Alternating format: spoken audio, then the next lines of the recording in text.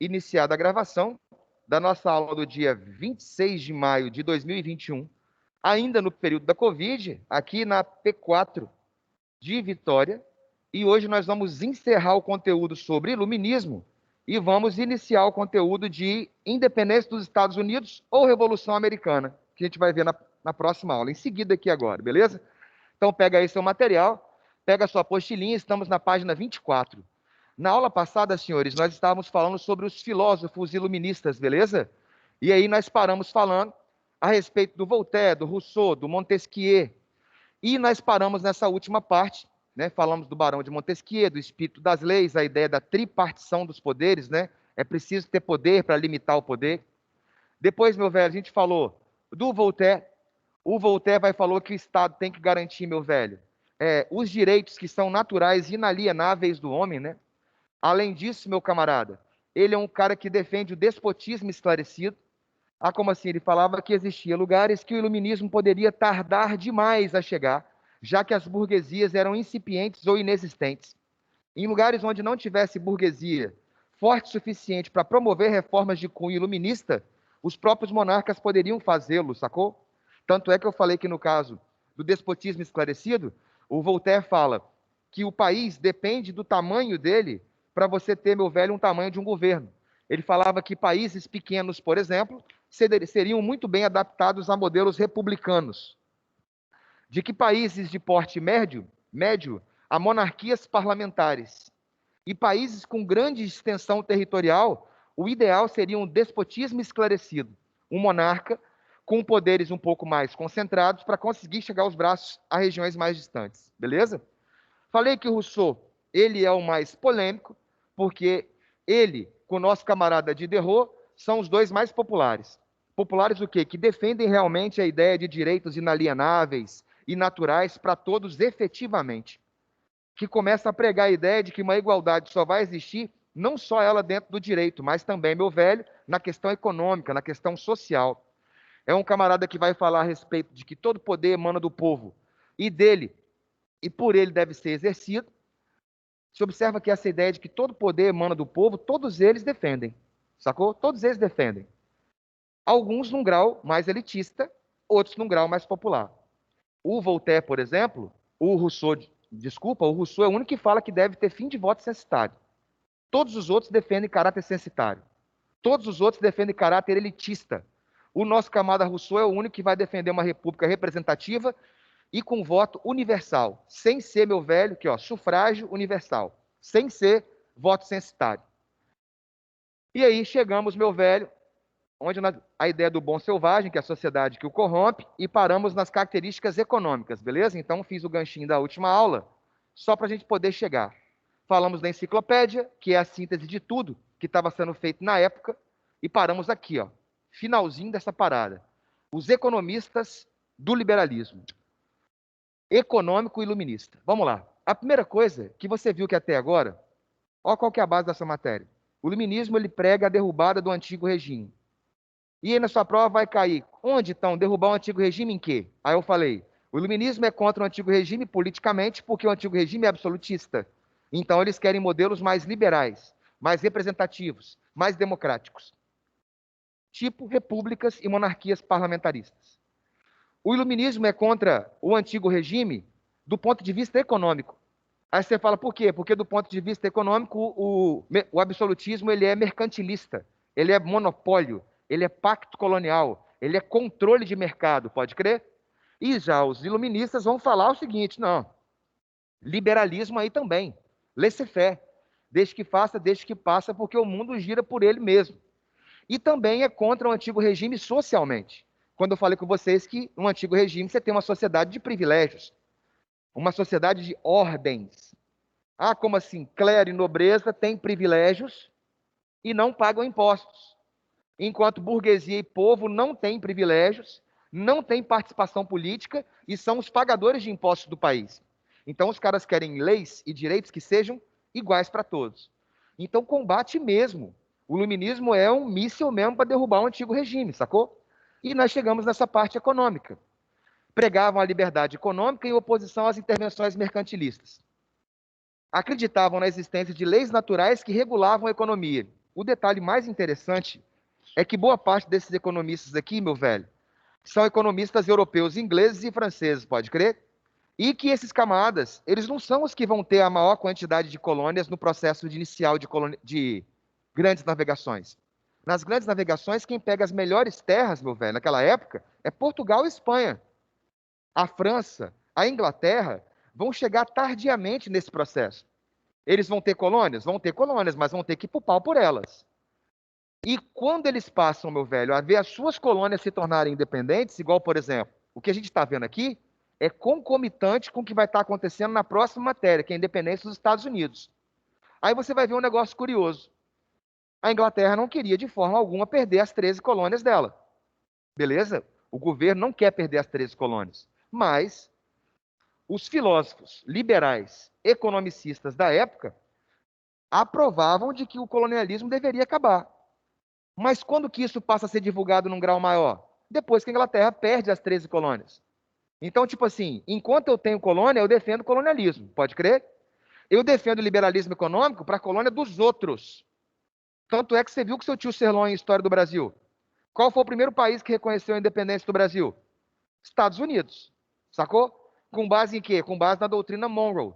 Eu reconheço você como independente para você ser meu parceiro, pô. Pagou para Portugal reconhecer a nossa independência e a Inglaterra, para reconhecer, também quis reconhecer.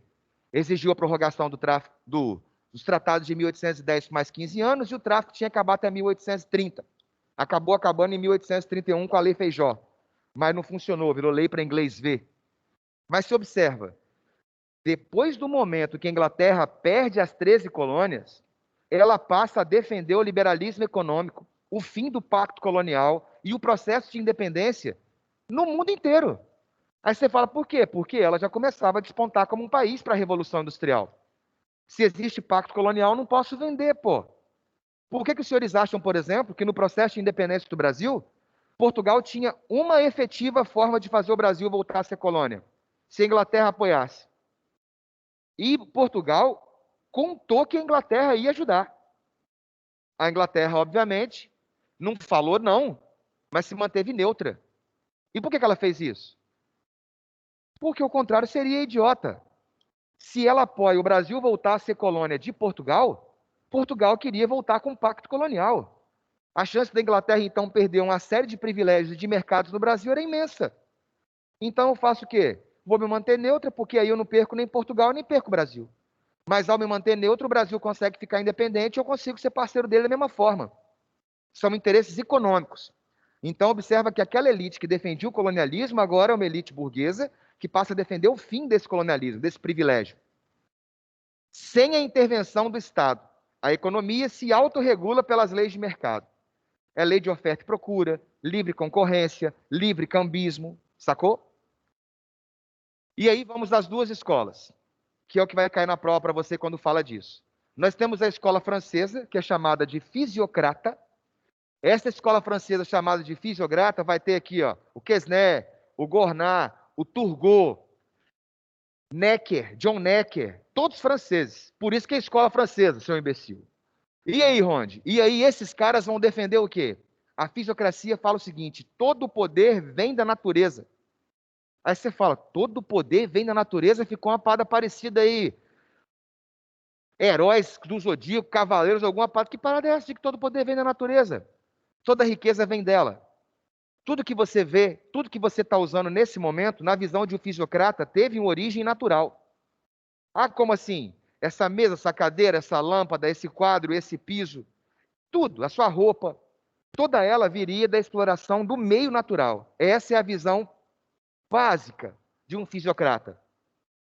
Além de não defender de que o Estado intervenha na economia, né? Os fisiocratas, toda intervenção do Estado era condenável, salvo para garantir a ordem natural defendida pelo mercado.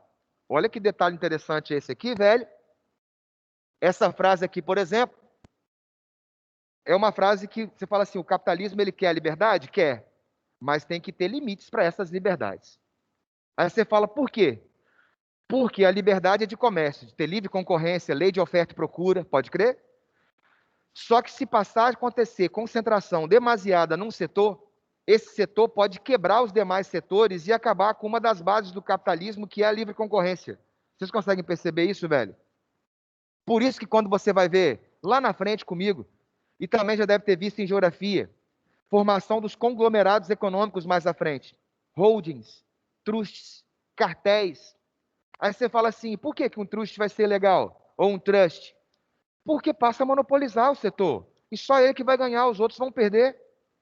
E aí eu citei ontem na sala de aula essa frase aqui, falando a respeito dos esportes, brother. Aí você fala assim, dos esportes, os esportes também viraram economia, sacou? Inclusive, diga-se por passagem, a elevação cada vez maior é por causa do dinheiro que aquilo dá, da audiência que se dá, dos patrocínios que se dão, das coisas que se vendem. Então, é uma atividade econômica de alta lucratividade, pode crer? E aí, o que que acontece? Estava comentando que tende a acontecer no Brasil o que começou a acontecer em alguns lugares na Europa, e alguns deu certo e outros nem tanto, igual, por exemplo, lá na Espanha. Ah, como assim lá na Espanha? A espanholização do futebol. As galera passar a concentrar dinheiro em um, dois, três clubes só. Aí são esses dois clubes aqui que vão ganhar tudo, o resto vai ganhar daqui a 10 anos. Tipo, quem ganha é Barcelona e Real Madrid. Ah, mas o Atlético de Madrid ganhou essa última. Tinha quantos anos que não ganhava? Sacou? Quantos anos que não passava perto? E ganhou por quê? Ganhou porque, se eu não me engano, foi um chinês que comprou lá o clube e passou a aplicar capital nele, velho. Sacou? E aí, qual que é a grande parada? Se não tiver um controle, uma regulagem, e aí eu cito Estados Unidos, porque eu gosto dos Estados Unidos quando falo de capital, não só porque é um capital agressivo, mas também porque eles percebem que a agressividade tem que ter controle, em vários setores, igual nos esportes. Olha quantos esportes nos Estados Unidos já têm informação de vídeo há quanto tempo? De ter hábito de vídeo filmando, falando isso aqui, há quanto tempo que tem isso nos Estados Unidos num montão de esporte? Nós só passamos a ter isso aqui tem um pouco tempo e o nosso hábito de vídeo erra direto, que é um negócio bastante interessante. Mas, enfim, só para você pensar. A outra coisa que tem lá é de que, para os campeonatos serem justos e haverem realmente competição, e haver uma competição, tem que haver um equilíbrio financeiro entre os clubes que fazem parte. E não só nisso, na hora de escolher os jogadores também. Vamos pegar o exemplo lá da NBA, por exemplo. Tem o teto, sacou? Teto máximo de que cada clube daquele pode pagar para jogador e de investimento. Então, se eu saturei aqui, vamos supor, o clube pode receber no máximo 100 milhões, exemplo. Se esse clube já recebeu 100 milhões, não pode outros investidores aplicar nele. Vão ter regras que vão limitar essa aplicação. Ele vai ter que pagar nesse de cá ou no de lá. Ó.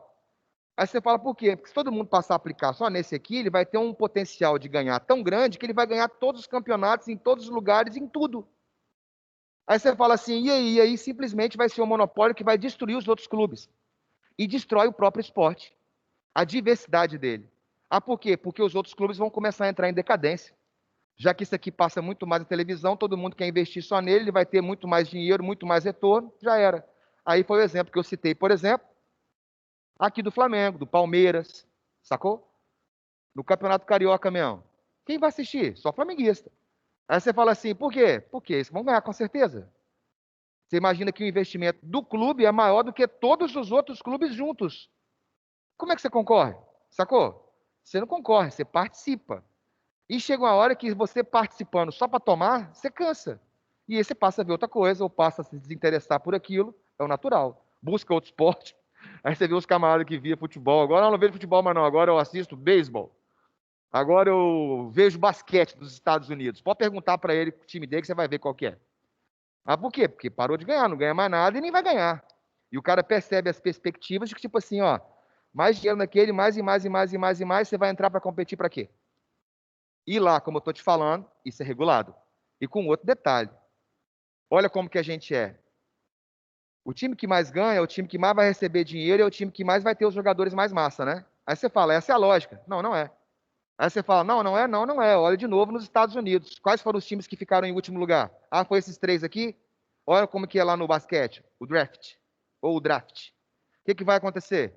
Quando vier a próxima temporada, os clubes que ficaram em último lugar vão ser os primeiros a escolher os jogadores disponíveis. Então ela foi a última, ela vai poder escolher lá, ó, o melhor jogador disponível para levar para o clube dela. Vai ser draftado, vai ser levado para o clube dela aí, ó. E aí, é uma chance de tentar equilibrar para você ver realmente uma hora o ganha, uma hora o perde, aí vai ser o meta de administração de cada um, como que o clube joga direitinho. Agora, um tem isso e todos os outros não têm, fica um negócio diferenciado. Daí, ó, garantir a ordem natural defendida pelo mercado. A livre concorrência, o cambismo, o não monopólio. Porque se tiver monopólio, já era. A agricultura é o eixo da economia e deveria ser estimulada. Por isso que eu falei que toda a riqueza vem da natureza. As atividades ligadas à terra geram a riqueza de uma nação. Agora, olha essa ideia dos caras. A indústria e o comércio seriam atividades estéreis, velho. Ou seja, não geravam a riqueza. A indústria transforma e o comércio transfere a riqueza gerada pela natureza. Olha uma visão de economia bastante diferenciada. Tipo assim, o camarada está colocando aqui que o que dá trabalho, o que gera riqueza é isso aqui, ó, a agricultura. É ela que é a geradora de riqueza. Mas você concorda que nos dias de hoje, você pensando, você fala assim, pô, Ronde, mas tá meio viajando, não tá não? Aí você fala, por quê? Porque apesar da indústria transformar uma riqueza, ela faz aquela riqueza aumentar. Se eu peguei lá o café, agricultura, e fui lá, mandei esse café para a indústria, e eu torrei, ensacolei, coloquei ele no vácuo, eu transformei a riqueza, sim, mas eu aumentei o valor dela. O café que era X passou a ser agora 2x, sacou? E o comércio transfere a riqueza? Transfere, mas também aumenta. Aí você fala, então gera riqueza? Gera. Mas eles não acreditam que isso não. Ah, mas por que que gera riqueza? Não só transfere. Porque eu vendi o meu café de 2x para ela, que é comerciante. Ela vai vender o café no supermercado para a galera por 4x. Não só transferiu renda, como gerou renda. Sacou? Mas eles não vão ter essa visão. Essa visão que eu acabei de te dizer agora é uma visão do Adam Smith, que é esse da escola clássica inglesa. Pode crer? O Adam Smith, meu velho, da escola de Manchester. Esse camarada, ele escreveu essa obra aqui, ó, da investigação e origem da riqueza das nações.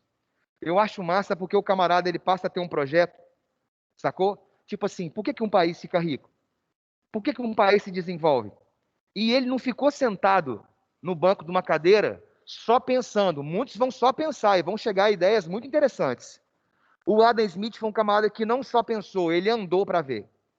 Ele saiu da Inglaterra, né? Saiu da Inglaterra, na verdade, ele é escocês, beleza? E aí ele saiu da Inglaterra, meu velho, e foi para as 13 colônias, cara. E ficou, ó, uma temporada nas 13 colônias e lá ele escreveu esse livro. Essa que é a parte mais massa. Porque quando ele chegou nas 13 colônias, as 13 colônias naquele momento, elas viviam o tal do self-government, ou seja, o autogoverno, sacou? Aquilo que em alguns livros você vai ver como a tal da política de negligência salutar, que deixaram os estados por conta própria e eles tiveram que se desenvolver. A gente vai ver isso nessas próximas aulas nossas, porque essa é uma ideia também que tem que ser bastante ligada nela. E aí ele chegou lá e viu o seguinte, ó, não tem um governo central, não tem uma série de leis e ordens que tipificam como o comércio acontece, porque, por exemplo, na Inglaterra, eu já li esse livro, na Inglaterra, ele fala assim, como que a coisa começou a ficar tão burocrática? Para você criar ovelha e vender lã, você tinha que ter registro, sacou? Daquilo ali. O tipo de ovelha que ia ser criada, não podia misturar raça. Se tivesse uma quantidade maior de fios de uma cor do que fios de outra cor, você era desclassificado, já era.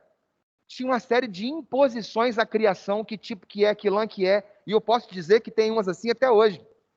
Vai na Espanha e em Portugal e vê aqueles porcos lá que comem aquelas pelotas, que vai fazer aquele ramon, tá ligado? Aquele presunto espanhol caríssimo. Se ele não tiver uma alimentação de 70% de pelota, que são as castanhas que caem das árvores, ele não serve. O cara é desclassificado, ele perde o selo dele, não vai poder vender durante tanto tempo. E ele falava que nos Estados Unidos não tinha regulagem disso. Nos Estados Unidos, qualquer um poderia abrir a manufatura dele, não tinha que pedir a corporação de ofício. Qualquer um poderia cruzar a ovelha que quisesse. Ah, por quê? Porque a ovelha é minha, a terra é minha, se eu quiser cruzar a ovelha com outra ovelha para ter mais lã, eu vou. Por que você vai regular a quantidade que eu tenho? Não tinha um governo falando para quem você tinha que vender, para quem você tinha que comprar. E ele fala como a sociedade funcionava por ela mesma, sem haver necessidade de leis específicas, sem haver necessidade de um Estado que controlava, e as 13 colônias prosperavam em autogoverno.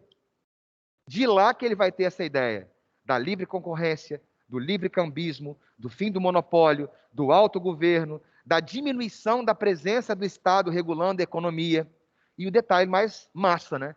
Essa é a base dos Estados Unidos na forma econômica até os dias de hoje. Até os dias de hoje? Até os dias de hoje. E aí, ó, ele escreve essa obra e ele vai falar o seguinte, ó: o trabalho é a verdadeira fonte de riqueza. Essa que é a parte massa. Porque quando ele vai lá e fala assim, ó, além de vocês estarem viajando, ele falando para os fisiocratas, né, que são os economistas liberais franceses, além de vocês estarem viajando de falar que a indústria não gera riqueza, ela gera, porque ela aumenta o preço do produto. Além de vocês estarem viajando de falar que o comércio só transfere, mas ele também gera, porque ele aumenta o valor do produto. Quando você fala que a agricultura é a principal fonte de riqueza, você também errou numa parada. Tipo assim, acabou com os caras, né, velho? Errou em quê? A natureza sozinha não lhe dá riqueza. É puxar o tapete da galera assim, né? Como assim? Olha a sua ideia. A natureza sozinha não gera riqueza. O que faz o café sair de lá e chegar na sua caneca é o trabalho nesse processo. Seja o trabalho na roça, seja o trabalho na indústria, seja o trabalho no comércio. É ele que é gerador de riqueza. Sacou? Detalhe, eu falei que o nosso camarada Adam Smith é escocês. Sim? Escocês tem predomínio de religião o que mesmo? Protestante o quê? Calvinista. Sacou? Ah, eles são os presbiterianos, é. E o calvinista defende a ideia de que mesmo? Trabalho. Trabalho. O trabalho é o gerador de riqueza. Caraca, Rondinelli, agora que eu fui sacar, cara. Você percebe que como que a religião do camarada define as posições dele e as coisas que ele pensa. Sacou? O camarada é calvinista, pô. Sacou? E aí, Ronde? Crítica ao mercantilismo, que prega a intervenção do Estado e simples entesouramento de metais. A economia se autorregula, mão invisível do mercado. Então é a oferta e procura, é a livre concorrência, é o livre cambismo. E defende a divisão do trabalho, especialização do trabalho, livre concorrência e livre cambismo. Essa especialização do trabalho aqui tem duas formas de divisão do trabalho, só para você poder contar na história. Uma é essa que ele fala do trabalho individual. Imagina que isso aqui é uma fábrica de sapatos. Aí, lá na Idade Média, cada um de vocês construía um sapato, do começo até o fim. O Smith vai falar o seguinte: não, vamos colocar ela para poder cortar, ela para poder costurar, ela para poder colar, ela para colocar o cadastro, ela para engraxar, ela para encaixotar e ela para poder vender. Colocou cada um para poder desenvolver um trabalho, beleza? E existe uma outra divisão do trabalho, é a divisão internacional do trabalho, que ele também vai falar. Sacou? Ele vai falar assim, ó: para o mundo inteiro se desenvolver economicamente, cada país deve desenvolver suas potencialidades. Aí você fala assim, e aí você vê a esperteza dele puxando a sardinha para o lado dele, né? Ele fala assim, ó: os Estados Unidos, né? As 13 colônias, elas teriam uma potencialidade industrial. Sacou? A Inglaterra teria uma potencialidade industrial. Então ela deveria desenvolver esse tipo de coisa. Já o Brasil, por exemplo, ele teria um potencial agrícola, um potencial para o agronegócio. Então o Brasil deveria se dedicar a esse tipo de coisa e abandonar as outras. Olha a visão dele, hein? Cada país deve desenvolver a sua potencialidade. Se a Inglaterra tem uma potencialidade industrial, esse deve ser o principal setor do qual ela tem a sua renda, o seu ganho, o seu PIB. O Brasil teria um potencial agrícola. Isso que ele deveria desenvolver.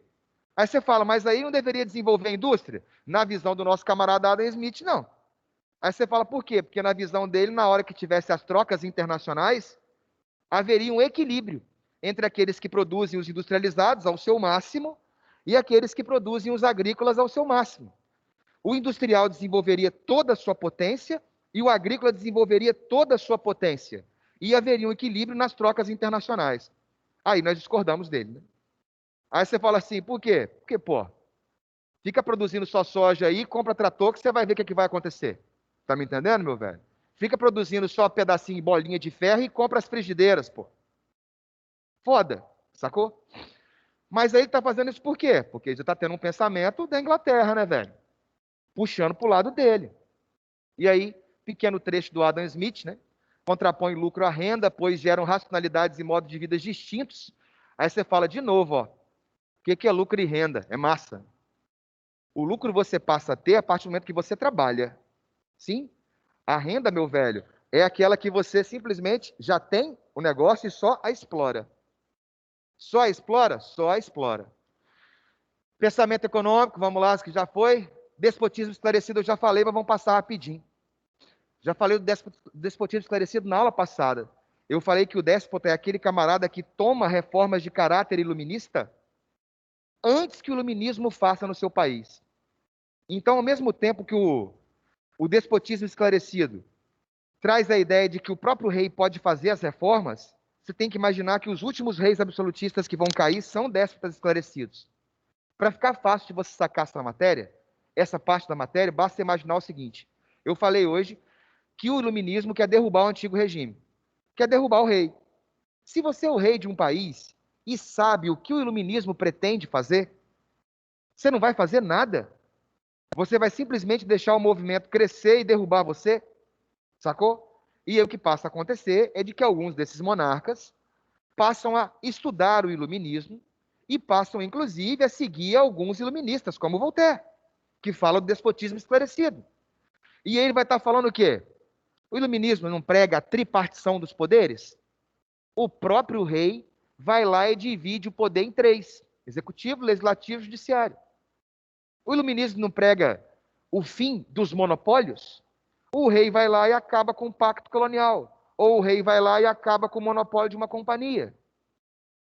O iluminismo não prega o fim da sociedade de ordens, onde todos tenham direitos iguais perante a lei? O rei vai lá e cria uma constituição escrita com direitos iguais. E aí? E aí, quando o iluminismo, de fato, chegar aqui, ele já chega enfraquecido. Aí você fala por quê? Porque boa parte das propostas que o iluminismo tem de reforma, o rei já fez. Então o rei pode se manter mais tempo no poder, realizando algumas reformas de caráter iluminista. E justamente isso que vai acontecer. Aí você fala por quê? Prússia, Áustria, Rússia, Portugal, são das monarquias mais difíceis, foram as últimas a serem derrubadas na Europa, porque eram déspotas esclarecidos, pode crer?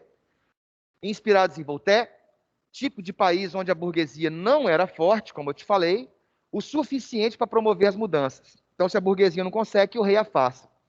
Adotavam medidas como a liberdade religiosa, abolir a servidão, reduzir privilégios, selecionar quem vai ocupar os cargos. E os princípios econômicos ainda valorizavam o mercantilismo. Observa que o rei, ele não vai mudar tudo, beleza? Valorizavam o mercantilismo, quer dizer que eu posso acabar com o monopólio de uma companhia, não de todas. Quer dizer que eu posso dar liberdade econômica naquele produto, mas não vou acabar com o pacto colonial. Até porque você imagina como que isso aqui vai rolar. Ó. No caso da Inglaterra, por exemplo, não, vou falar daqui a pouco dela, então já falo lá. Eu vou falar de independência, eu falo lá. Medidas eram feitas sem qualquer participação política do povo, tudo pelo povo, sem o povo. Aí você fala assim, qual que é a principal ideia? Você sabe qual que é o principal extrato dessa frase aqui, ó, tudo pelo povo, mas sem o povo? Qual que é a real intenção dela? Quando o povo participa de um processo de conquista de direito, sacou? Ou de transformação política, ele passa a ser um agente participativo ativo. Ele quer participar de verdade. E ele vai tentar usufruir daquilo de fato de direito. Quando o povo simplesmente só recebe, ele não consegue dar o valor necessário àquilo e nem tem argumento para poder participar daquilo. Aí você fala assim, pô, como assim? Olha o nosso processo de independência. Teve participação popular? Não. Tudo pelo povo, mas sem o povo. Tudo pela independência do Brasil, mas não foi o povo que fez.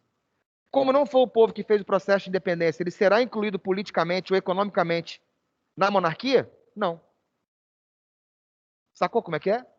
E quando você vê em lugares onde teve guerra de independência, por exemplo, e o povo morreu e participou dela, pode ter certeza que esse povo vai querer colher frutos maiores do que simplesmente quando é concedido. Principais déspotas da Prússia, da Rússia. Essa Catarina II é sensacional. Se você puder, eu acho que eu vou procurar um documentário dela, ver se eu encontro. Catarina II da Rússia. Essa mulher, ela é de outro planeta, cara. Aí você fala assim, é porque o grau de inteligência dela, o grau de criatividade, de construção, o que que ela fez na Rússia, meu velho, na época dela, é impressionante, tá? O Zé da Áustria e o Marquês de Pombal, né? Que era o rei, primeiro-ministro de Portugal, governado pelo Dom José, e o José da Espanha também eram déspotas esclarecidos. E aí, alguns monarcas europeus conciliaram ideias iluministas com práticas absolutistas de governo, o despotismo esclarecido, reformas que tentaram adequar as estruturas econômicas dos respectivos estados à ordem liberal burguesa em ascensão.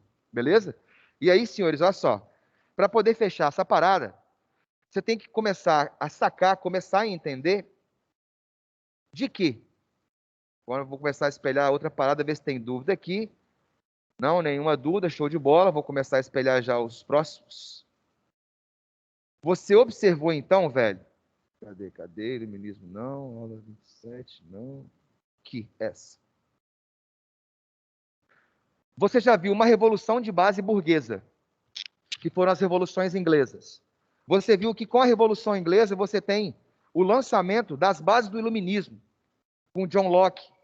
Aí você viu os precursores, o René Descartes, sacou? Isaac Newton. E aí depois você foi para aqueles que desenvolveram mesmo a ideia. Voltaire, Rousseau, Diderot, D'Alembert, Quesnay, Turgot, Adam Smith. E aí, meu camarada? E aí agora nós começamos um conteúdo novo, que é um conteúdo sobre independência dos Estados Unidos. Só voltando aqui para o povo que está vendo, tá aí, ó, já está no seu blog, a Revolução Americana, a Independência das 13 Colônias, parte 1. Vem as videoaulazinhas aqui na capa para você poder assistir, quais seriam as de hoje, beleza? E aí com um detalhe, né? Se você está assistindo as videoaulas do Dar 24 horas, até agora, as de História Geral são do Adelarmo, beleza? Até agora. Aí daqui para frente a maioria passa a ser minha, beleza? Eu gravei as aulas de América todas, então todas as de América sou eu que vou, você vai assistir, sou eu, tô lá. As de Brasil todas sou eu, e a de História Geral vem de Idade Moderna e Contemporânea para cá. O Adelarmo pegou a Idade Antiga e Idade Média. E aí, Ronde? Essa é a era das revoluções. Por quê? Revolução Inglesa, Revolução Francesa, Revolução Industrial, Revolução Americana. Todas elas são revoluções de base burguesa. Todas elas são revoluções de base iluminista. Beleza? E aí, meu camarada, o que nós vamos ver, a base dessa aula agora, é o processo de independência dos Estados Unidos, ou o processo de independência das 13 colônias. Show de bola? Revolução ou independência, aqui é um caráter mais filosófico, né? Revolução ou independência? Ruptura com a Inglaterra representou a formação de uma nova ordem. Tese reforça a ideia de que os colonos possuíam práticas políticas próprias que garantiriam a participação dos indivíduos nas decisões. Desejo de liberdade de conciliação, a participação nas decisões públicas. Caracteriza a ação dos colonos como revolucionária. Olha só. Como assim? É igual quando você vai ver sobre Getúlio Vargas em 1930. Você já percebeu que tem momento que você lê Revolução de 1930 e tem momento que você lê Golpe de 1930? Aqui o camarada está tentando trazer uma ideia similar. Quando você fala que é uma revolução, significa que tem que ter uma transformação radical da ordem das coisas. Por isso que é uma revolução. Então, tipo assim, por que fala que é a Revolução Francesa? Porque você tinha um modelo monárquico que depois vira república. Você tinha uma sociedade de ordens que depois passa a ter direito igualitário. Sacou? Você tinha um voto censitário que depois passou a ser universal. Você tinha uma família real que foi simplesmente um monarca executado. Sacou? Transformação radical da ordem das coisas num curto tempo. Isso é revolucionário. Beleza? E aí? E aí, quando você fala de que os colonos, meu velho, participavam efetivamente das suas decisões e queriam continuar fazendo, é uma ideia muito plausível para você poder colocar em suas provas. Assim como a outra também, ó. Olha a outra. Historiadores defendem que o movimento foi mais uma repulsa aos ingleses, encabeçado por uma elite colonial que se sentiu prejudicada em seus interesses econômicos. Esses aí são os caras que falam da independência. Tipo assim, não quero estar ligado a você, sacou? Então eu vou me separar de você. Visão que aponta para o fato de que não havia ainda naquele momento uma unidade entre os colonos e nem o mesmo sentimento nacionalista em relação aos Estados Unidos. Na verdade, são duas coisas que são verdade. Como assim duas coisas que são verdade? Se você falar assim, os camaradas já se administravam há muito tempo? Sim. E esses camaradas querem continuar se administrando e tendo as autonomias? Sim. Então eles vão lutar para que isso aconteça. Então olha lá, ó. Desejo de liberdade de consolidar a participação nas decisões públicas. Caracteriza a ação dos colonos como revolucionária. Já a nova ordem de cá fala o seguinte, ó. Esses caras até queriam fazer isso, até queriam se governar. Mas falar que eles são revolucionários, eles nem tinham unidade. Tanto é que quando eles fizeram a independência, olha o que aconteceu com as 13 colônias. Virou uma república federativa presidencialista, onde cada estado tinha o seu próprio governo como se fosse um país independente, sacou, velho? Então, falar de revolução americana ou de independência americana são coisas que se complementam, sacou? A ideia. Ah, e outro detalhe: essa aqui é uma discussão filosófica de história. Pode crer? Ah, por quê? Porque tanto uma quanto a outra são verdades. Beleza? Só que uns vão defender mais uma do que outra. No caso disso, vai cair em prova? Não. É igual revolução ou golpe do Getúlio Vargas. Aí você fala por quê? Porque vai ter historiador que fala que foi golpe. E qual historiador que vai falar que foi golpe? Aquele que era contrário ao Getúlio Vargas naquele momento. E tem historiador que vai colocar, meu velho, que foi revolução. Aquele que foi a favor de Getúlio Vargas naquele momento, aí que eu estou falando com você. Todo historiador que se envolve com a história, no momento que ele vive, ele pode cometer erros imensos, porque ele é levado por amores e rancores, sacou? E aí, Ronde, o que você faz então? Analisa a situação de modo frio. Getúlio Vargas chegou no poder por via lícita? Eleição? Então já é golpe, pô. Já é golpe. Teve transformação radical da ordem das coisas? O Brasil era uma república, continua sendo república. Ah, mas era a república do café com leite. Continuou a república elitista. Continuaram, meu velho, o agronegócio tem uma participação imensa. Ah, mas o povo passou a votar. O povo já votava. O povo já votava antes. Era voto aberto, o voto só passou a ser secreto. O voto sendo secreto, o povo manipulado até os dias de hoje, da mesma forma. Sacou? Então, falar que foi revolução é bastante complicado. Golpe de 1930, sacou? E vamos ao que interessa. O processo de emancipação das 13 colônias inglesas na América do Norte, na segunda metade do século XVIII, é denominado de Revolução Americana, pois, olha lá, ó, representou o fim do pacto colonial. Lembra que eu falei que revolução é uma transformação radical? Representou o fim do pacto colonial naquela parte do continente, servindo de modelo para os demais processos emancipatórios americanos. Sacou? Onde? Por que tem outro ainda que vai falar em independência? Porque esse pacto colonial ele não existiu durante boa parte da história daquele país. Sacou? Então foi só no momento que eles colocaram para funcionar que você chiou. E aí, você não era revolucionário até então. Sacou? Quando mudou isso para você, que você passa a lutar por algo diferenciado. Aqui encaixa como revolução perfeitamente a resposta. Representou o fim do pacto colonial para uma economia livre. Transformação radical da ordem das coisas é revolução. Beleza? Vamos lá. Relembrando o conteúdo, você sabe muito bem como que foi o processo de ocupação das 13 colônias da América do Norte. Para quem não sabe, inicialmente os caras vão chegar na parte sul, lá na época, meu velho, da nossa camarada Virgínia, da Elizabeth. Então, aqui, na parte sul, já chegam os colonos iniciais. E um detalhe, tá? Os colonos que vêm para essa parte sul das 13 colônias são colonos, na sua maioria, anglicanos. Anglicanos. Já os colonos que vão para a parte norte das 13 colônias, já é nas revoluções inglesas. Na dinastia Stuart, são os puritanos, fugindo de perseguições religiosas. Sacou? Então aqui já tem uma religião calvinista pura, e aqui já tem o anglicanismo. E com um detalhe, né? É muito comum os camaradas falarem assim, aí é o erro fatal, né? Ah, nas 13 colônias, o sul foi colônia de exploração e o norte foi colônia de povoamento. Todo mundo veio para cá para explorar. A diferença é o que existe num lugar para ser explorado e não existe no outro. Se esses camadas viessem para o norte das 13 colônias e não explorassem, eles não sobreviveriam. Se fosse simplesmente para poder povoar um lugar, ele poderia procurar um lugar que fosse mais fácil dele viver. Sacou? Então é uma coisa que a gente vê na vida inteira da escola, o cara falando aqui, ó, ah, aqui virou uma colônia de povoamento no norte e virou uma colônia de exploração no sul. Não. Todo mundo que vai para as 13 colônias vai com a ideia, meu velho, de explorar. Fala aí, Lampião.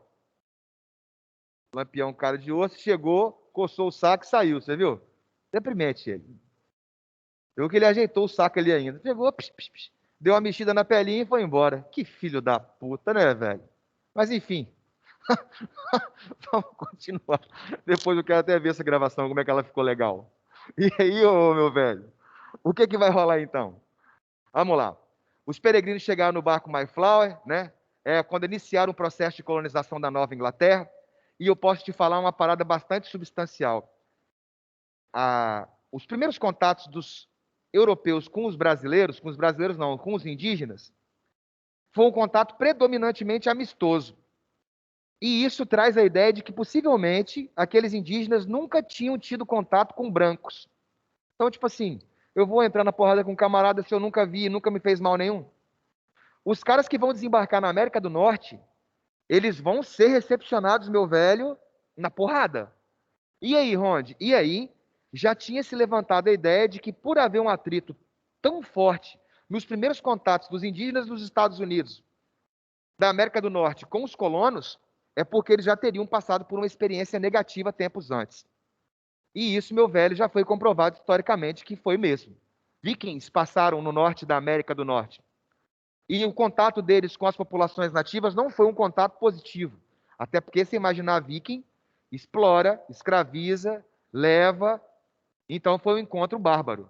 Tem um filme que eu vi um tempão atrás, que se chama O Caolho. O nome é nada a ver. Mas esse filme, O Caolho, fala justamente do desembarque das primeiras levas de colonos para as 13 colônias. E que, tipo assim, chegava um navio com algumas dezenas de pessoas, sacou?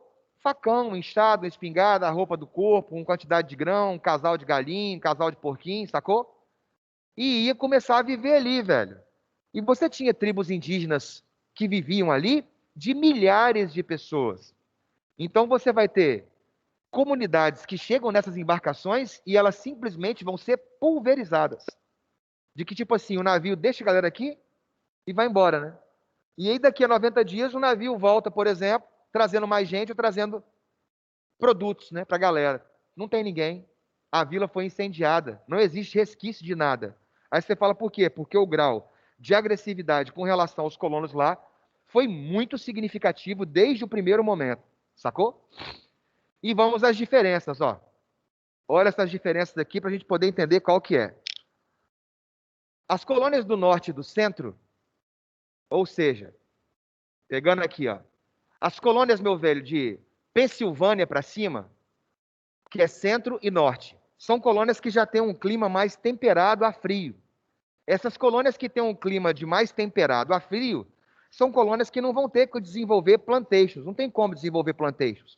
Porque para ser plantation é clima tropical, é terra fértil, quente, abundância de chuva no período correto.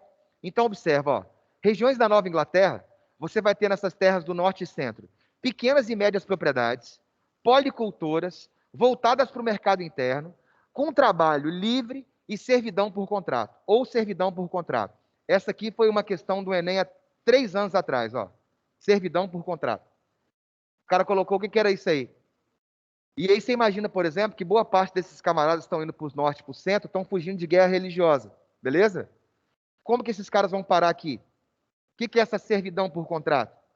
Essa questão fez errar meio mundo, velho.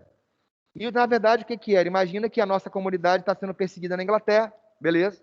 Nossa igreja puritana, calvinista. E aí, eu sou rico e eu tenho dinheiro para migrar para a América. Mas vocês, membros da minha igreja, não têm. E o que os caras faziam? Falavam assim, ó, eu sou rico, eu tenho dinheiro para poder alugar um navio e pagar o transporte de todos vocês. Vocês vão comigo. Quando chegar na América do Norte e nós começarmos a trabalhar, vocês vão trabalhar para mim até pagar o custo de passagem para lá. Por isso que é servidão por contrato. Eu tiro você da Inglaterra, trago você para a América. Vamos iniciar a exploração do território. Durante tanto tempo, ou durante tantos dias da semana, você trabalha para mim como forma de pagar aquilo que você me deve. Beleza? E aí que vem a parada, ó. Que eu te falei assim, os caras acham que centro e norte é só colônia de povoamento. É para povoar? É, mas é para explorar também, pô. Pequenas e médias propriedades, policultoras voltadas para o mercado interno. Se tem mercado, tem exploração. Sacou? Clima parecido com o europeu, seus produtos eram pouco atraentes, estimulando o comércio com a metrópole, desestimulando o comércio com a metrópole. Aí é um outro detalhe. É muito comum também as pessoas acharem que a Inglaterra não deu moral para as 13 colônias por causa disso aqui. A Inglaterra não se interessou pelas 13 colônias porque na parte centro e norte a região era fria, então não acharam nem ouro nem prata, não tinha gêneros tropicais, era parecido com o clima europeu, deixou os caras para lá. Mas peraí, e as colônias do sul? As colônias do sul são quentes, e eram plantations, e eram gêneros tropicais. E por que a Inglaterra não se interessou por lá? Aí que vem a grande parada. A Inglaterra tinha coisas maiores para resolver naquele momento, velho, do que como governar os colonos aqui na América. Olha a matéria de Revolução Inglesa que você viu. Rei subindo, rei caindo, rei sendo decapitado, rei sendo derrubado, colocando outro rei no poder. Implantação de uma república, guerra civil do Oliver Cromwell, guerra com a Holanda. Pô, olha o que a Inglaterra está passando. Sacou? Então ela tinha problemas de ordem interna muito maiores para poder resolver do que simplesmente meu velho mandar tropa ou mandar administradores para o outro lado do Atlântico para poder ver o que os colonos estavam fazendo. Agora, continua o raciocínio. Assim que acabou esses atritos dentro da Inglaterra, assim que teve a Revolução Gloriosa e a Inglaterra virou uma monarquia parlamentarista, estabilizou a política na Inglaterra. A Inglaterra começa a fazer o quê? Revolução Industrial. E ela passa a fazer o quê? Assim que ela passa a ter o mínimo de organização interna, ela já olha para as colônias e fala: calma aí, colônia serve para dar lucro. Sacou? Então, ter a sensibilidade de imaginar o seguinte: a Inglaterra não vai abandonar os caras aqui simplesmente à toa porque o lugar é frio. Isso é caô. Isso pode aumentar o meu desinteresse na parte norte e centro? Pode. Mas a parte sul é plantation. Por que ela não estava interessada se lá era plantation? Porque, como eu te disse, tinha problemas de ordem interna muito maiores para resolver. Assim que eles resolvem esses problemas, eles olham para cá. E não vão olhar só para o sul, não. Vão olhar para o centro e vão olhar para o norte também. Sacou? Ficou clara essa parada aí, velho? Continuando. E aí, ó, os ingleses permitiram aos colonos uma certa autonomia econômica chamada de self-government, ou autogoverno. A ideia de permitir também é algo para você ficar esperto. Aí você fala, por que permitir? Porque os caras que foram para o norte, por exemplo, eles não pediram um rei para ir para lá. Não foi o rei que mandou eles para lá. Eles foram fugidos, porra. Se eles foram fugidos do rei, eles romperam com o rei e ocuparam uma terra. O rei não tem que permitir nada, não. Sacou qual é que é a parada? Por isso que vai ter autogoverno. É claro que por você ser inglesa, você mantém laços de relação com aquele país ainda. Sacou? Mas você é uma inglesa que veio fugindo para não morrer por causa da sua religião. Então você tem que ter autorização dele para fugir? Não. Ninguém tem autorização para fugir, pô. Você fugiu porque você quis, por sua própria conta. E, além disso, meu camarada, você governa por você. Nesse momento inicial, ele não permite nada. Você veio, fugiu e você se governa. Com o tempo, é claro, a Inglaterra se estabilizando, ela começa a ver como que a coisa funciona e algumas permissões vão de fato existir. Beleza? A Inglaterra adotou uma postura denominada negligência salutar. Também é um detalhe bastante diferenciado. Porque quando o cara fala negligência, a palavra negligência, ela significa algo negativo, velho. Se eu falar que eu fui negligente com os senhores, significa que eu causei prejuízo aos senhores. Aí você fala como assim? Ah, eu dei um conteúdo errado, ou eu pulei uma matéria, e aí aquela parada vai cair na sua prova, você vai errar, você vai ser prejudicado. A minha negligência te causou um dano. Negligência causa dano. Só que nessa ocasião não. Observa lá. A negligência é acompanhada da palavra salutar. Aí você fala, o que é salutar? Que faz bem, que é saudável. E o cara fala assim, pô, mas como que funciona isso? Quando os colonos passam a se desenvolver por conta própria, eles passam a ganhar autonomias. E isso vai ser bom para eles. Eu falei que esse termo aqui é questionado, igual esse de cima é questionado, é se permitir. Ah, a Inglaterra foi negligente com eles, deixou eles por conta própria. Eles vieram por conta própria, brother. Sacou? Então é um termo que depois os camaradas vão falar e que você vê como que a história ela começa a dar uma rebolada, a dar uma modificada. Olha como que isso é diferente. Os ingleses permitiram os colonos certa autonomia. Inicialmente não, só depois.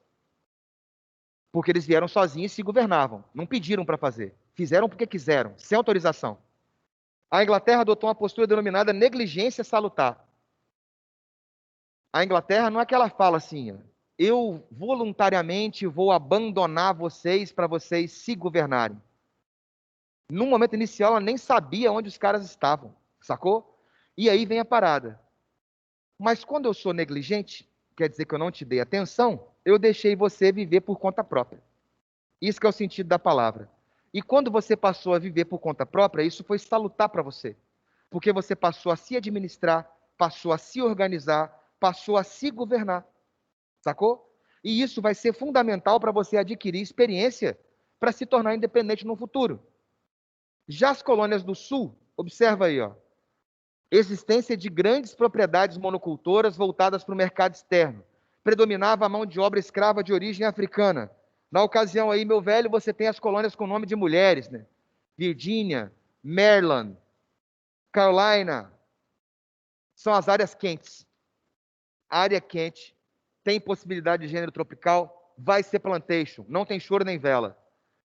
Aí você fala assim, ah, e aqui é uma colônia de exploração. Não, todos os lugares são colônias de exploração, velho. Os caras também exploram o norte, também exploram o sul. É porque na nossa visão só é colônia de exploração se for tropical. Na nossa visão só é colônia de exploração se for plantation. Sacou? E eu tô falando para vocês que não é por aí que a banda toca. Principalmente se você for fazer PUC, Unicamp e FUVEST. Eles vão cobrar esses detalhes. Sacou? Vão cobrar? Vão. Porque isso é erro histórico dos caras falando. Você vem para povoar, vem para ocupar, vem para explorar, vem para viver. Beleza? Agora, o tipo é uma parada importante. Se você falar assim, que tipo de colônia se desenvolve no norte e no centro? Se desenvolve uma colônia tipicamente de povoamento. Sacou? Pequenas e médias propriedades, mão de obra familiar, produção voltada para o mercado interno. E no sul se desenvolve uma colônia do tipo exploração. Plantation, que é latifúndio, monocultura, mercado externo e escravidão. Agora, elas sofriam com o pacto colonial? Não. Nem o norte, nem o sul? Nem o norte, nem o sul. E aí, para você tentar sacar, se não conseguiu até agora, o que eu estou querendo dizer. Se você fosse um camarada que tivesse uma produção de tabaco ou de algodão nas 13 colônias, no sul, lá em Maryland, Virgínia, e tivesse uma plantation aqui no Brasil, onde você ia ter mais lucro? Na Inglaterra, nas 13 colônias inglesas.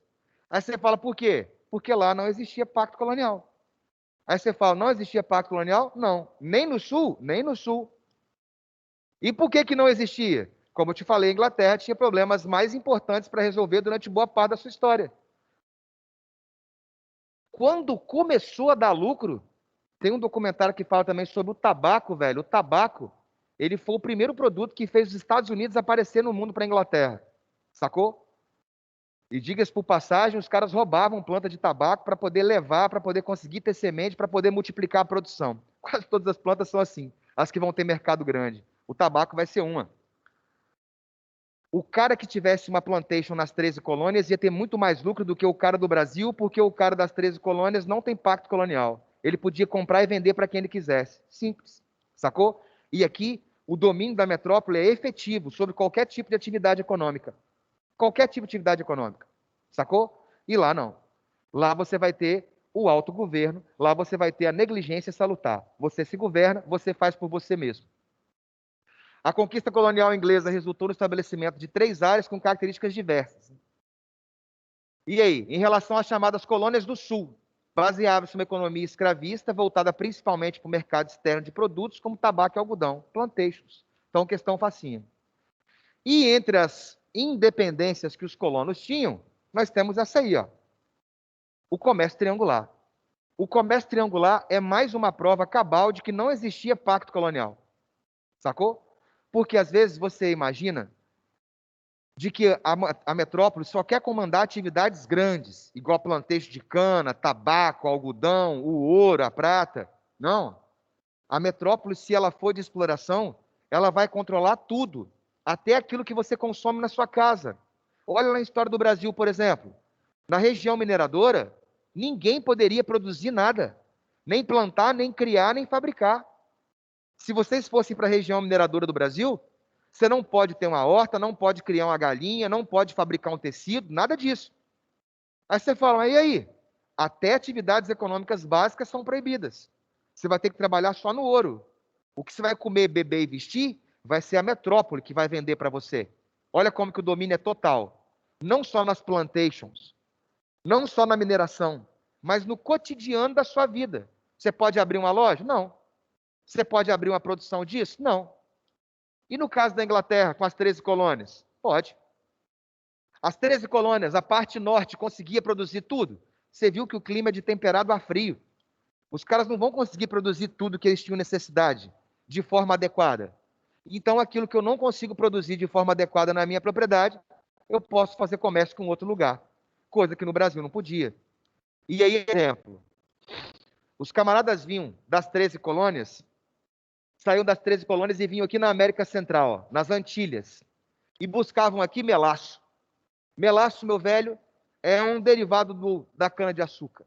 Quando você começa a produzir o açúcar, você moeu a cana, jogou ela para ferver, de acordo que a cana vai fervendo, ela vai evaporando, aquele vapor se captado é a aguardente, que vai ser condensada, de acordo que ela vai perdendo a água dela, aquele caldo vai ficando mais grosso, sacou? Se você parar a fervura, quando ele estiver num grau meio de mel, naquela consistência, você tem um melaço. Por isso que melaço, sacou? Tem aquela consistência. É açúcar de mel, que o pessoal chama.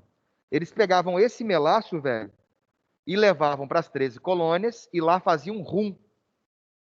O rum também é derivado de cana, igual cachaça. É, só que a cana é feita direto da destilagem do caldo e o rum é feito do melaço, beleza? E aí? E aí pegava esse rum e levava ele lá na África. E lá na África os caras trocavam esse rum por escravo. E trazia esse escravo e vendia nas Antilhas ou nas próprias 13 colônias. Então, só para você poder enxergar.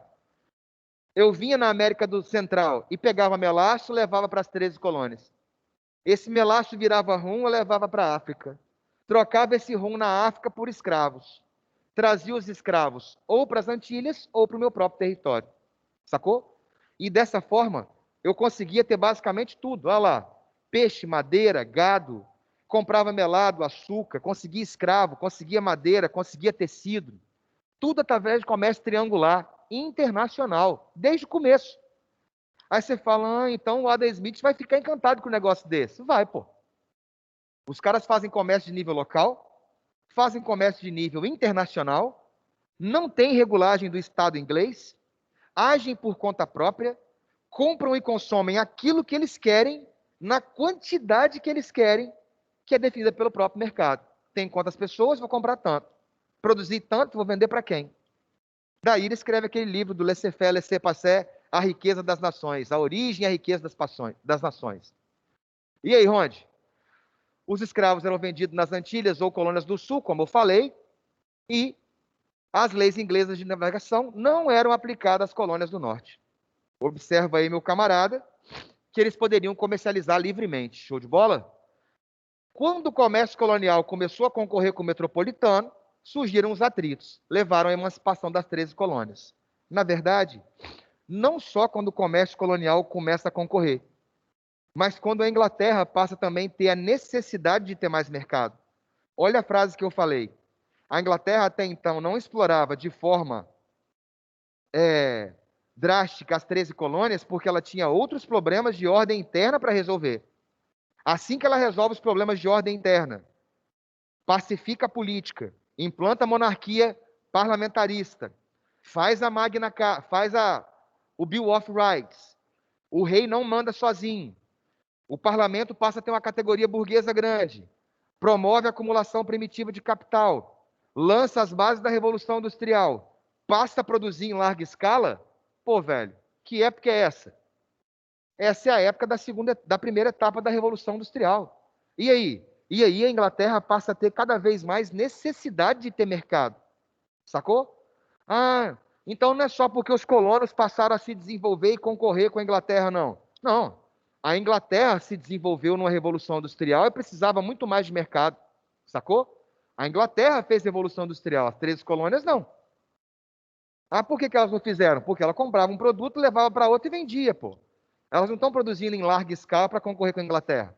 Estados Unidos só vai fazer Revolução Industrial depois da independência, sacou? E ele só vai entrar na segunda etapa ainda, nós vamos ver isso. Mas olha lá. Em meados do século XVIII, a Inglaterra não exercia domínio efetivo sobre as colônias. Você acabou de ver isso.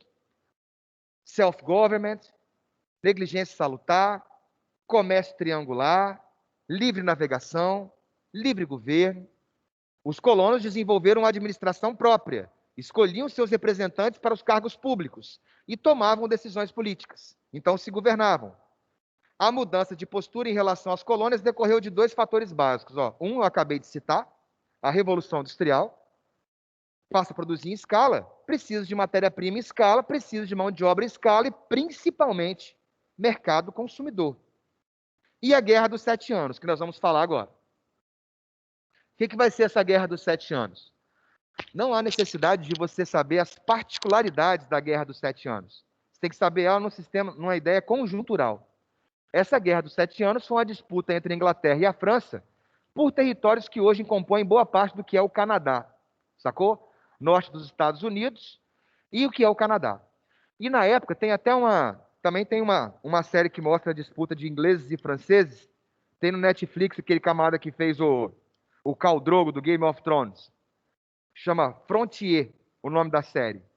Mostra colonos ingleses e franceses disputando o comércio de madeira, de peixe e de peles nessa região que eu estou falando, norte dos Estados Unidos e Canadá. Você não sabia efetivamente de quem era o território. Não tem uma fronteira ainda com um muro ou com a cerca falando bem-vindo ao limite. Então os camadas passam a entrar no território do outro e acabam acontecendo os atritos. E para te falar a verdade, os colonos, que até então, meu velho, não dependiam da metrópole Inglaterra, começaram um processo de interiorização, de expansão, e começaram a entrar em territórios que hoje é o Canadá. Pode crer? E aí, na época, os colonos franceses que habitavam o que é o Canadá, começaram a falar, não, vocês não podem atravessar esse rio, não podem vir para o lado de cá, porque aqui é colônia da França. Então, quem pode fazer caça, pesca, extrair madeira, somos só nós. E o que passou a acontecer? As metrópoles distantes, tanto de um quanto do outro. Os colonos passaram a se engalfinhar. Colono francês passou a matar colono inglês e vice-versa. E aí, como já existia naquele norte muito mais franceses do que colonos ingleses, os colonos ingleses começaram a tomar na tarraqueta. E aí eles fizeram o quê? Olha como que a história é interessante, hein? Pela primeira vez, eles vão pedir apoio da metrópole, sacou? Vão pedir apoio da metrópole para conseguir expulsar os franceses daquela região e eles explorarem. Aí eu falo, não é colônia de exploração? Eu não estou extraindo peixe, pele, madeira, sacou? Não é só porque é frio. Então essa parada você tem que tirar da cabeça. Aí em lugar frio não pode ter exploração. Claro que tem exploração. Ninguém vai viver lá de luz, pô. É só essa delicadeza que eu queria que você tivesse na cabeça para você sacar. E aí? E aí começou a chamar a Inglaterra, pedir a reforço da coroa inglesa para auxiliá-los a expulsar os franceses e conquistar mais um território. E a Inglaterra ajudou. A Inglaterra, nesse momento mais estável, e você acha que ela é boba? Convidada pelos colonos a participar de um processo de ajuda, de auxílio, você está me aceitando, sacou? Você não é mais aquela coisa que se fala assim, ah, você é autônomo sozinho desde sempre. Não. Você me consultou, você me chamou, buscou e eu vim. E aí é uma faca de dois gumes, tá, velho? Aí você fala assim, por que que é uma faca de dois gumes? Porque a Inglaterra vem para poder ajudar os colonos, então já se colocam na condição de tipo assim, se eu vim para poder resolver a situação é porque eu domino aqui. Pode crer? E a outra parada é que ela vai treinar os colonos, né, velho? Aí você fala, como assim treinar os colonos? Vão vir soldados ingleses, militares ingleses, não só para lutar, mas para treinar vocês. Aí eu vou armar vocês, ensinar tática de batalha para vocês, como compor um exército, como compor uma tropa. Aí você fala, isso tem a ver o quê? Isso tem a ver o quê? Armar colono? Ensinar colono a lutar? Você está criando uma cobra para te picar dentro de casa, meu filho. Aí você fala, por quê? Porque eles vão utilizar esses recursos e esses aprendizados contra você no futuro. Em todos os momentos da história que isso aconteceu, teve como consequência a reviravolta. Ó, vamos falar de processo de descolonização da África e da Ásia. Potências europeias colocaram colonos africanos e asiáticos para lutar na Segunda Guerra Mundial. Armaram africanos, armaram asiáticos, ensinaram treinamento militar. Acabou a Segunda Guerra Mundial. Aquela ideia de superioridade do branco europeu, disso, aquilo, acabou. Você pode ser preto, pode ser amarelo. Você viu que se enfiar uma bala nele, ele morre, não é superior, não. E você viu que você pode saber lutar igual ele sabe. Olha o tanto de processo de independência que acontece na África e na Ásia pós-Segunda Guerra. Um grande facilitador utilizou a população local como soldada e treinou e armou essa população. Já era. Sacou? Aqui, duas coisas acontecem. Por isso que eu falei que é uma faca de dois gumes. Eu, Inglaterra, ajudei vocês a vencer os franceses.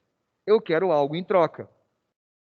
Ao mesmo tempo que vocês foram treinados por mim, acham que agora tem condição de me encarar e não me dar o que eu quero de volta. Sacou a parada? Aí, ó, a Inglaterra buscava recuperar cofres devido gastos com a guerra, custos de ação militar repassados aos colonos com o aumento dos impostos. O detalhe, senhores, que a Guerra dos 7 Anos, só para poder dar uma aumentadinha nela, se eu não ficar viajando, ela foi disputada em dois campos. A Guerra dos 7 Anos foi disputada na América e na Ásia. Aí você fala, na Ásia? Uhum. A França e a Inglaterra disputavam não só boa parte do que hoje é o Canadá, mas disputava também a Índia.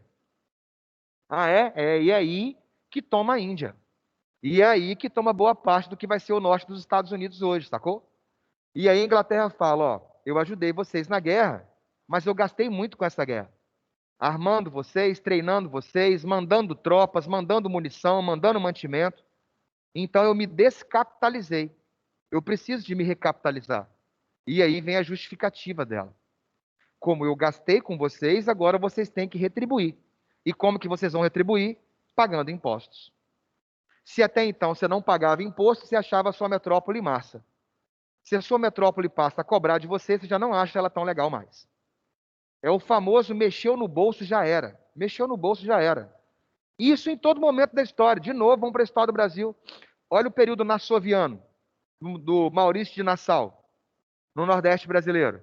Quando o Nassau começou a administrar o Nordeste brasileiro, ele adotou uma política típica de colônia de povoamento.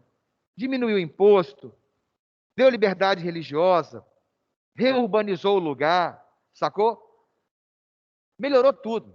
Assim que aconteceu, meu velho, da Companhia de Comércio das Índias Ocidentais começar a cobrar de volta, os caras não quiseram mais fazer parte do Brasil holandês. Iniciou a insurreição pernambucana de 1645, que vai até 1654. Então, enquanto o Maurício de Nassau trouxe liberdade religiosa, urbanização, empréstimo, diminuição dos impostos e assim vai, achavam massa. Começou a cobrar imposto, já acha que aquele governo ali não merece, não te representa e não está bom. Então, dois efeitos da Guerra dos 7 Anos. A Inglaterra tem a justificativa para poder cobrar os impostos, já que ela gastou nessa guerra. E, ao mesmo tempo, por treinar os colonos vão saber se defender da Inglaterra na guerra que vai vir. E a Revolução Industrial, já falei, exigia novos mercados, já que aumentava a demanda inglesa por matérias-primas, especialmente o algodão produzido no sul. Beleza? Não só algodão, mas anil também. Anil que vai dar origem, anis no plural, anilina, corantes. Inclusive é o que salva o pau-brasil, tá? Ah, por quê? Porque se não tivesse inventado a forma de tingimento, tintura, a partir do anil, anis, pau-brasil poderia ter sido extinto, né? Quase foi. Ficou na tábua da beirada. E aí, velho? E aí? A Inglaterra, então, pressionada pela Revolução Industrial, pressionada por dívidas que ela criou depois de, mesmo saindo vitoriosa na Guerra dos Sete Anos, ela começa a impor uma nova política fiscal. Observa que é nova. Ó. Até então, você tinha um tratamento típico de colônia de povoamento. Nas 13 colônias. Sacou? Ah, no norte desenvolveu colônia do tipo povoamento. E no sul desenvolveu colônia do tipo exploração. Mas todas as 13 viviam sob a negligência salutar. Uhum.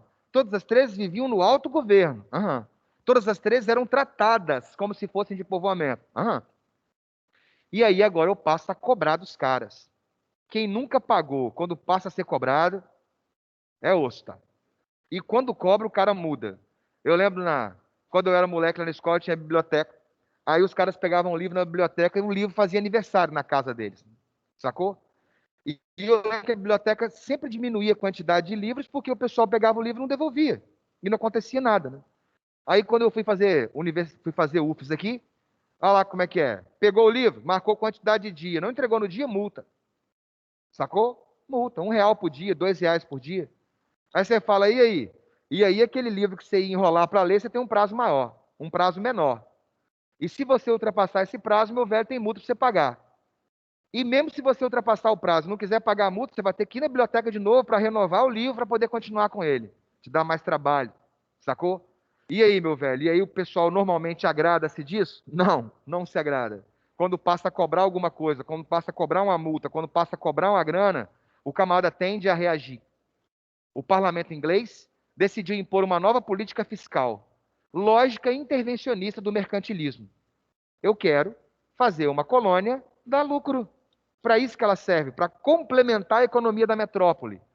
Foi só a Inglaterra se estabilizar. Foi só acabar os conflitos políticos. Foi só iniciar a Revolução Industrial que colônia vai ter função de colônia. Tem uns meninos que têm uma visão mais romantizada, tipo assim, os ingleses deixaram os outros ingleses da América por conta própria, mas ao mesmo tempo era dar liberdade para eles. Não, você ficou por conta própria aí porque eu não tinha condição de explorar você. Ah, por quê? Porque depois que eu tiver condição de explorar você, não importa se está no norte, no sul, se você está no deserto ou na neve, se você está no tropical ou em qualquer lugar, eu vou explorar. Essa é a base. E aí vem as leis restritivas. O objetivo é aumentar os recursos da coroa. A coroa quer entesourar. Olha que detalhe mais massa ainda. Você acabou de ver acontecer uma revolução na Inglaterra, sacou? Para colocar, meu velho, a burguesia, principalmente no poder, defendendo uma série de liberdades econômicas, sim? Livre comércio, livre concorrência, fim do monopólio, fim disso, fim daquilo. Uma coisa é o que eles fizeram dentro da Inglaterra. A outra coisa é o que a Inglaterra vai fazer com as suas colônias. O discurso lá é um, o discurso aqui é outro. Sacou? Inclusive, vai ter várias e várias discussões e cartas trocadas na época, por exemplo, do John Locke, inglês, com Benjamin Franklin, nos Estados Unidos, com Thomas Jefferson, nos Estados Unidos. E os caras vão falar assim, rapaz, se nós somos ingleses iguais, por que vai mudar o tratamento agora? Se nós somos ingleses iguais, por que agora eu vou ter que pagar imposto? E aí a resposta da Inglaterra também foi bastante interessante. Se nós fôssemos ingleses iguais, você deveria estar pagando imposto desde sempre, como os ingleses da Inglaterra pagam. Olha só essa resposta aí. Foda, né? Se nós somos ingleses iguais, por que vai nos cobrar imposto? Se nós somos ingleses iguais, por que vai mudar a forma de tratamento? E a resposta do rei foi essa: se fossem ingleses iguais, vocês teriam pagado imposto desde o primeiro momento que vocês chegaram aí para a gente. Não pagou por quê? Então, os camaradas passam a observar que existe diferença. Não é só coisa de hispânico, né? Porque o pessoal achava que essa parada aí de tratar diferente quem vai para a colônia, coisa de latino. Espanhol nascido na Espanha é um chapetone. Espanhol nascido na América é um crioulo. Lembra disso aí? É a mesma ideia. É a mesma ideia em cima da mesma ideia. Inglês da Inglaterra é uma coisa. Colonos ingleses nascidos na América são outra coisa. Não se veem mais como igual. O colono se via até então fazendo parte do maior império europeu. Mas os ingleses não veem esses camaradas como iguais a eles mais. E aí, ó, adoção de novos tributos. Claro que isso vai descontentar a galera e vai acelerar o desgaste da relação entre os dois. E aí vem essa parada aqui massa, ó. Colonos influenciados pelas ideias do iluminismo questionavam os atos da metrópole afirmando: sem taxação, não há taxação, sem representação. Como assim? Também aconteceu isso na história do Brasil. Quando a corte voltou para Portugal, não sei se vocês sabem, quando a corte voltou para Portugal, nós tivemos a restauração monárquica portuguesa. O Dom João vai ser coroado rei de Portugal. Beleza? E aí, meu velho, o Brasil fazia parte do Império Português, não era? Reino Unido de Portugal, Brasil e Algarves. Vocês sabiam que nós tínhamos deputados federais e senadores brasileiros que faziam parte do parlamento português lá em Portugal? Sabiam disso ou não? Pois é, igual aqui. Os caras estão querendo. Peraí, você está falando que quando a família real voltou para Portugal, e até antes disso, existiam deputados e senadores brasileiros que compunham um parlamento português? É, porque desde 1815 o Brasil virou Reino Unido, né? Então, desde que virou Reino Unido, o Brasil tem a mesma condição de Portugal. Então, nós tínhamos deputados e senadores. E aí, você sabe qual que é a grande parada que eu acho massa que não tem no ensino médio, não aprofunda? Existia uma galera muito forte no Brasil que imaginava que o Brasil e Portugal não queriam se separar. E diga-se por passagem, se a gente fosse Portugal até os dias de hoje, não saber qual seria a condição, né? Mas que pelo menos um passaporte europeu para você poder ir para tudo quanto é lugar, você ia ter, sacou? Estudar lá os brasileiros já podem, via Enem, diga-se por passagem. Mas você teria cidadania europeia. E isso conta para bastante coisa, principalmente na etapa que vocês estão, para quem quer viajar, para quem quer estudar, para quem quer trabalhar. E aí, Ronde? E aí muitos achavam que o Brasil nunca iria se separar de Portugal. Porque como o Congresso é feito com base em representatividade, e lá em Portugal virou uma monarquia parlamentarista, o Dom João não mandava sozinho, o Brasil deveria ter mais deputados e senadores que Portugal tinha. E se o Brasil tivesse mais deputados e senadores no Congresso que Portugal tinha, iria passar alguma lei de fazer o Brasil voltar a ser colônia? Não. E aí, quando aconteceu a Revolução Liberal do Porto, lá em Portugal, uma das coisas que eles fizeram é a proibição da representatividade de deputados e senadores brasileiros lá. E aí? E aí, sem deputado e sem senador brasileiro no parlamento português, aprovavam as leis de recolonização. Fecha o Banco do Brasil, fecha a Casa da Moeda, fecha a Casa de Suplicação. O Brasil não é mais Reino Unido. Só passou a ser aprovado isso depois de que os nossos deputados e senadores não tinham mais possibilidade de participar do parlamento. E aí decidiram efetivamente pela independência, não tinha jeito. E aqui? Aqui os caras estão falando a mesma coisa.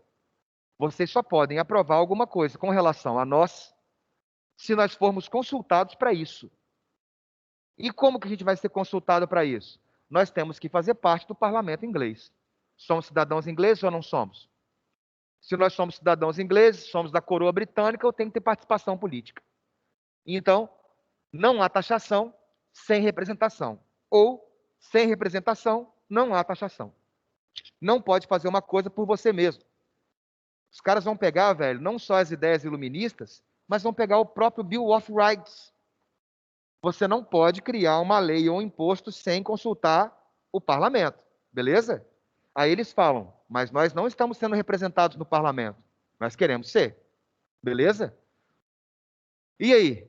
E aí, representação dos caras no parlamento? Mínima. Mesmo se eles conquistassem participação no parlamento, iria adiantar? Não. Diferente do Brasil. Por quê? Porque a população brasileira era maior que a população de Portugal. Então a gente poderia ter mais deputados e senadores no parlamento, pode crer? A das 13 colônias nunca era maior do que a da Inglaterra. Então, mesmo se eles conseguissem ter representação no parlamento britânico, dificilmente eles conseguiriam impedir que essas leis fossem aprovadas. Como, por exemplo, a lei do açúcar. A lei do açúcar fala o seguinte, ó, a partir de agora, vocês não podem mais praticar o comércio triangular. A partir de agora, você vai comprar o açúcar de mim, Inglaterra. E um detalhe, tá? Esses caras buscavam o açúcar nas 13 colônias, nas Antilhas holandesas, principalmente. Açúcar de excelente qualidade e mais barato do que o brasileiro. Quando a Inglaterra intervém e cria a lei do açúcar, a Inglaterra não produz açúcar de cana suficiente para abastecer as 13 colônias. Boa parte do açúcar inglês é açúcar de beterraba, velho. Aí você fala assim, açúcar de beterraba? E açúcar de beterraba não serve para as 13 colônias. Aí você fala por quê? Porque o açúcar de beterraba não vira melado. E se não vira melado, não vira rum. E se não vira rum, não tem como eu conseguir escravo, sacou? Sem contar que por ter intervenção inglesa, esse açúcar é muito mais caro e a minha lucratividade vai ser muito menor. O comércio desse produto deveria ser feito diretamente com os ingleses. Isso afetava, então, o comércio triangular. Os caras já não vão achar legal. Depois, em 1764, veio a Lei da Moeda. Lei da Moeda? O que era a Lei da Moeda? Os colonos não poderiam mais continuar produzindo a moeda que eles usavam. Ah, os colonos também tinham moeda própria? Sim, o tal do dólar. Ah, é verdade, porque se não fosse dólar, a moeda das 13 colônias tinha que ser o quê? Libras esterlinas. Sacou? Então, os camaradas, para poderem ter o próprio comércio, o próprio negócio, passaram a ter moeda própria. Olha o grau de autonomia que os caras estavam. Diga-se por passagem, falar em moeda própria, eu vi anteontem o Banco Central Brasileiro vai lançar o Real Digital. Vai ser uma moeda digital, né? Virtual, tipo Bitcoin. E aí tem várias dessas moedas, dessas criptomoedas aí, e agora o Banco do Brasil falou que vai lançar o Real Digital, uma criptomoeda. Isso está acontecendo num grau aceleradíssimo e a maioria de nós não fazemos a menor ideia do que é. Vocês estão percebendo que a quantidade de transformação econômica nas nossas vidas nos últimos tempos tem sido muito acelerada e que a maioria das pessoas simplesmente não deram conta do que efetivamente aquilo é, não sabe? Igual do Pix mesmo aí, ó. É maior que porra de Pix. O que é isso, sacou? E aí, olha a facilidade que virou o Pix, para você poder transferir dinheiro a hora que você quer, a hora que você quiser, da forma que você quer. Alguns bancos já cresceram o zoião já, ó. Eu já vi lá já o Santander enviando para mim um e-mail lá falando que a partir de 10 Pix vai cobrar taxa. E aí eu já respondi para o meu gerente, se cobrar taxa eu mudo de banco. Ah, porque todos os lugares de graça você vai querer cobrar? Ah, mas aqui é Santander, então cobra. Se eu não der 10 Pix, beleza. Se eu passar de 10 Pix, meu velho cobrar, eu saio do banco. Ou você vai ter que se tornar. Proíbe produzir o próprio dinheiro, você restringe a circulação de mercadoria e de pessoa. Você não tem mais as autonomias para poder fazer esse comércio local. Beleza? E aí? Lei do selo. Essa aí é mais onda ainda, né? Aí você fala, por quê? Olha só isso. Estabeleceu que todo documento oficial, jornais e livros que circulassem na colônia, deveriam portar obrigatoriamente o selo da coroa inglesa. A lei do selo é uma medida que ela tem um duplo caráter. Ao mesmo tempo arrecadar e ao mesmo tempo censurar.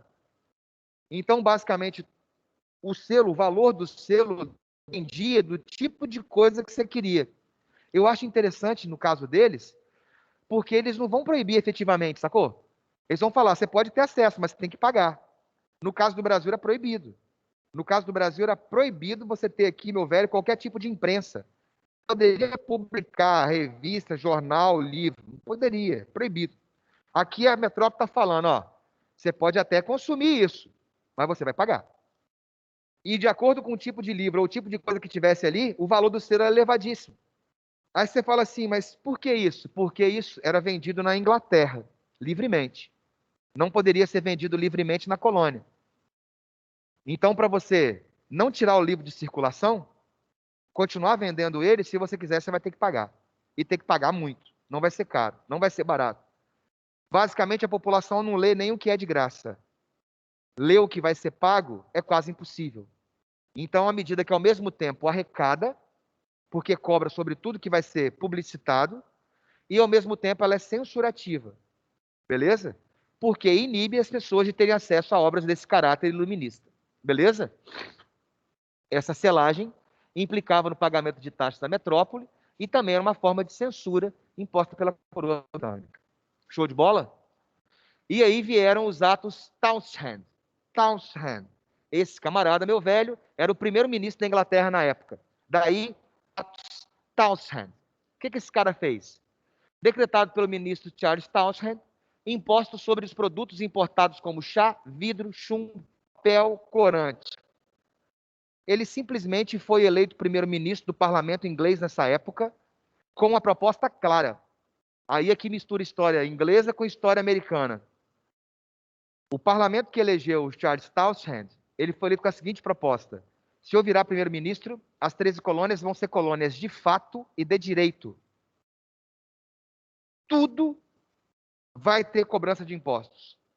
E eu vou privilegiar, cobrando esses impostos, a arrecadação da coroa e a facilitação da entrada dos nossos produtos lá, que vão entrar mais baratos. E aí, velho? Óbvio que o confronto dos colonos com os soldados britânicos, meu velho, começa a acontecer. Esse massacre de Boston, na verdade, quando a gente lê a palavra massacre, traz a ideia de que morreu horror de gente, né? Foram 8 pessoas que morreram aí no massacre de Boston, pode crer? Mas, de qualquer forma, é porque na atualidade a gente acha que massacre é um montão de gente. E aí, quando fala 8 pessoas, a galera fica até desanimada. Fala, ah, só 8 que morreram? Não, velho, 8 pessoas morreram porque entraram em atrito com um soldado no meio da rua, falando que não ia acatar a ordem dele ou pagar imposto para ele. Os famosos casacas vermelhas, velho. E aí? E aí, a partir disso, com a morte desses colonos, é igual aqui no Espírito Santo. No golpe de 1930, hoje eu estou falando bastante do Getúlio, né? Quando teve o golpe de 1930, o Espírito Santo era um estado que era governado pelo Aristeu Aguiar. O Aristeu Borges Aguiar, governador, ele era anti-Getúlio.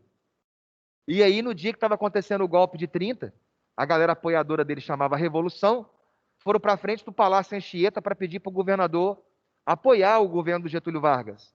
E aí o Aristeu Aguiar chamou a polícia e mandou abrir fogo contra a galera que apoiava o Getúlio.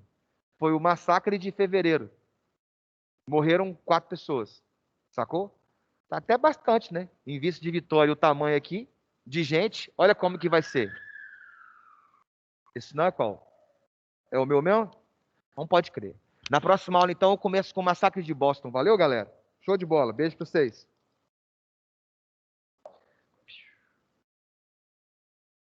Massacre de Boston. Tchau, até mais. Valeu, galera. Show de bola.